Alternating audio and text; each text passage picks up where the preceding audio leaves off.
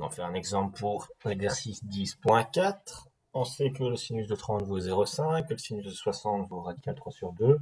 On remarque que je vous le donne, mais ce sont des valeurs remarquables. Donc même si je vous le donnais pas, vous êtes censé savoir que le sinus de 30 vaut 0,5 ou que le sinus de 30 vaut 0,5.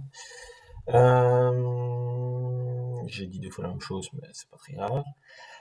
On va s'entraîner avec un exercice plus ou moins compliqué. C'est le plus dur de tous ceux qui sont proposés. C'est sinus de moins 150 degrés. Alors, tout d'abord, moins 150, c'est pas très parlant. Moins 150, ça veut dire qu'au lieu de tourner dans le sens horlogique, on tourne dans le sens anti-horlogique. Je tourne de 90 degrés, j'arrive ici.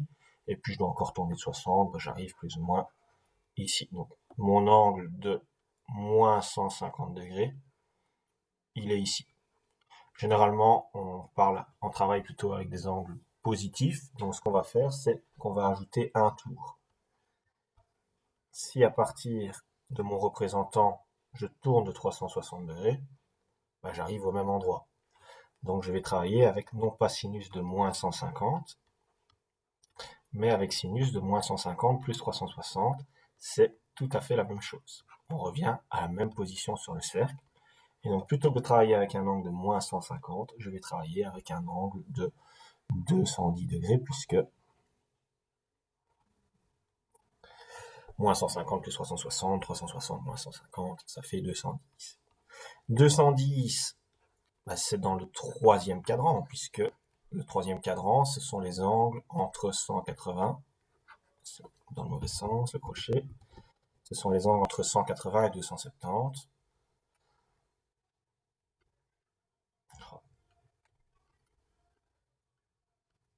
Voilà, on y arrive.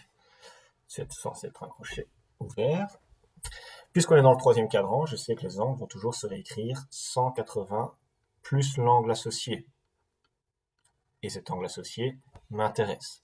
À 210, c'est 180 plus 30. Pour retrouver l'associé, il suffit de faire, quand on joue dans le troisième cadran, l'angle donné moins 180. Donc sinus de 210, c'est la même chose que sinus de 180 plus 30. En effet, 180 plus 30 donne bien 210. Et on sait que des angles associés, il y a toujours un lien entre les deux. Ils auront au moins la même valeur absolue, donc le sinus de moins 150 ou encore le sinus de 210, on pourra le comparer à sinus de l'associé, c'est-à-dire 30 degrés. Maintenant, la question, c'est de savoir si ils sont égaux ou opposés. Est-ce que des angles, les sinus d'angles anti-supplémentaires sont égaux ou opposés? Ils sont opposés puisque ici, on constate bien que, c'est l'ordonnée du point est négative, alors que si j'étais avec un angle de 30 degrés, l'ordonnée du point serait positive. Conclusion, c'est égal à moins sinus de 30. Et maintenant, je peux conclure, puisque le sinus de 30, on le connaît, c'est donné d'une part, et puis on est censé le connaître par cœur. Sinus de 30, c'est 1/2, ou encore 0,5. Et on n'oublie pas que c'est moins 0,5.